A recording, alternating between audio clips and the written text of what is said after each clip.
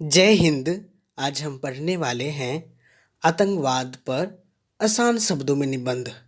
तो आइए शुरू करते हैं। आतंकवाद हिंसा का एक ऐसा गैर कानूनी तरीका है जो लोगों को डराने के लिए आतंकवादियों द्वारा प्रयोग किया जाता है।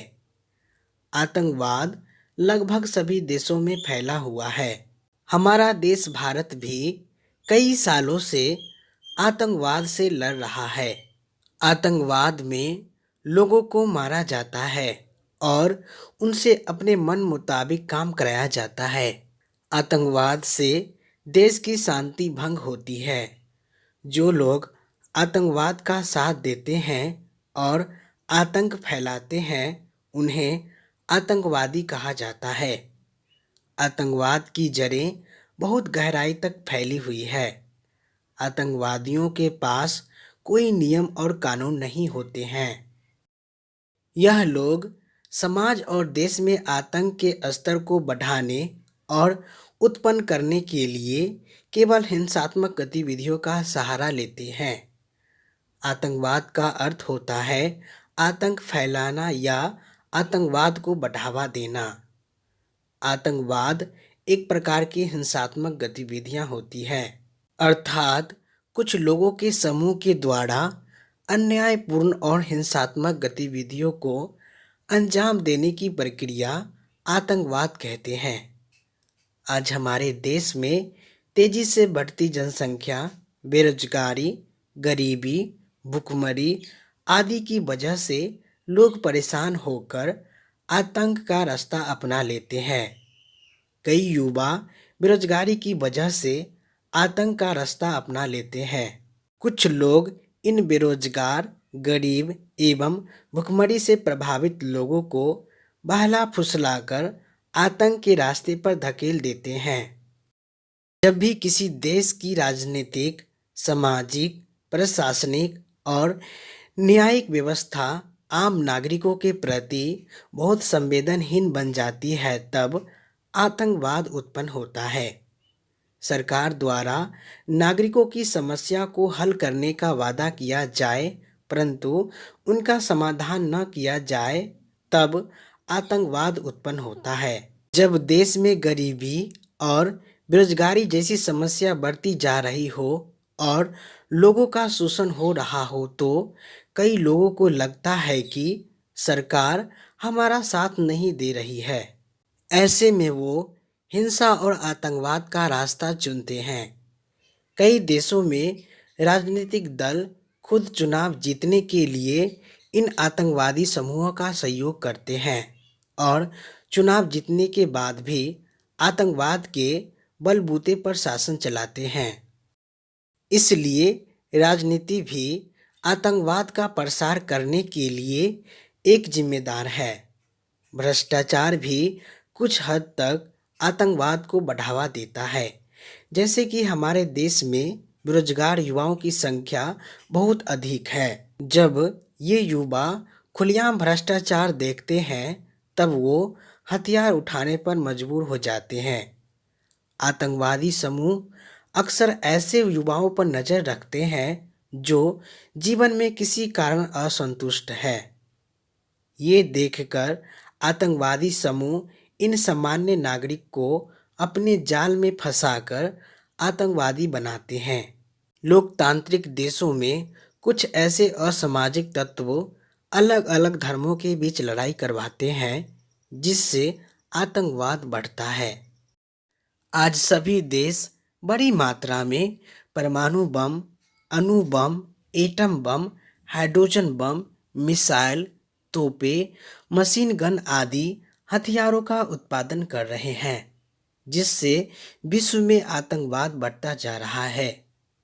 आतंकवाद कई प्रकार के होते हैं। कुछ मुख्य प्रकार जैसे राजनीतिक आतंकवाद, सांप्रदायिक आतंकवाद, आपराधिक आतंकवाद, धनात्मक आतंकवाद, ऋणात्मक आतंकवाद। जो व्यक्ति केवल अपने स्वार्थ के लिए सामान्य नागरिक में डर फैलाता हो, उसे राजनीतिक आतंकवाद कहते हैं। जो लोग दो धर्मों के बीच दंगे करवाते हैं तो उसे सांप्रदायिक आतंकवाद कहते हैं। जो व्यक्ति अपहरण करके पैसे की मांग करे उसे आपराधिक आतंकवाद कहते हैं। जिस व्यक्ति का हमला करने का उद्देश्य पवित्र है उसे धनात्मक आतंकवाद कहते हैं। जिस व्यक्ति का हमला करने का उद्देश्य किसी देश, जाति या समाज को बर्बाद करना हो उसे ऋणात्मक आतंकवाद कहते हैं। आतंकवाद की वजह से लोगों में असुरक्षा की भावना होती है। आतंकवादी अपने बातों को मनवाने के लिए लोगों को डराकर या भय का माहौल उत्पन्न करके अपनी बातों को पूरा करवाते हैं। आतंकवाद की क्रिया मानव जाति को बड़े पैमाने पर प्रभावित करती है और लोगों को इतना डरा देती है कि लोग अपने घरों से बाहर निकलने में डरते हैं। घर के बाहर, रेलवे स्टेशन, मंदिर, सामाजिक कार्यक्रमों, राष्ट्रीय कार्यक्रमों आदि में जाने से घबराते हैं। आतंकवाद की वजह से कई मासूम लोग, जीव जंतु, बच्चे बुजुर्ग आदि लोगों की जान चली जाती है। आतंकवाद से हमारी देश की प्रॉपर्टी को भी लाखों करोड़ों का नुकसान होता है। आतंकवाद ने हमारे जीवन को अनिश्चित और असुरक्षित बना दिया है। आतंकवाद मानव जाति के लिए एक कलंक है, इसलिए इसका कठोरता से समाधान किया जाना चाहिए। भारत सरकार ने आतंकवादी गतिविधियों को बड़ी गंभीरता से लिया है और इसे समाप्त करने के लिए अनेक महत्वपूर्ण कदम उठाए हैं। भारत की संसद ने आतंकवाद विरोधी विधेयक पारित कर दिया है, जिसके अंतर्गत आतंकवादी गतिविधियों में लिप्त रहने वाले व्यक्तियों को कठोर दंड देने की व्यवस्था की गई है। आतंकवादियों को पकड़ने तथा उन्हें दंडित करने के लिए आधुनिक साधनों, तकनीकों का उपयोग किया जाना चाहिए।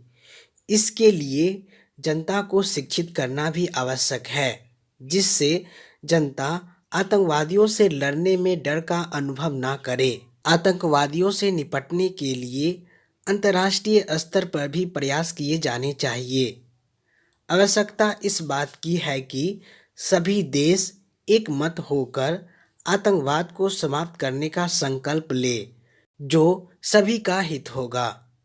देश में बढ़ती जनसंख्या, बेरोजगारी, भुखमरी, गरीबी आदि को जल्द से जल्द दूर करके हम आतंकवाद को काफ़ी हद तक रोक सकते हैं, क्योंकि ज़्यादातर आतंक इन समस्याओं की वजह से होते हैं। कुछ राजनीतिक एवं धार्मिक और सांप्रदायिक लोग जो आतंक फैलाने का कार्य कर रहे हैं, उनके खिलाफ सख्त से सख्त कार्रवाई करनी चाहिए। जो अन्य देशों में बैठकर आतंकवादी संगठन चला रहे हैं और आतंकवाद बढ़ावा दे रहे हैं, उन सभी संगठन के खिलाफ कड़ी कार्रवाई करनी चाहिए। आतंकवाद को रोकने के लिए हमें और पूरे विश्व को मिलजुल कर इससे निपटने की ज़रूरत है। तभी विश्व आतंकवाद से पूरी तरह से मुक्त हो पाएगा। आतंकवाद दिनों दिन बढ़ता ही चला जा रहा है, जो हमारे देश ही नहीं बल्कि पूरे विश्व के लिए एक समस्या बन गया है। इसे रोकने के लिए पूरे विश्व को मिलकर कार्य करने की ज़रूरत है। अगर हमें आतंकवाद को कम करना है, इसके लिए हमें अपने बच्चों को अच्छी शिक्षा देनी होगी। हमें अपने बच्चों को सही और गलत का फ़र्क समझाना चाहिए।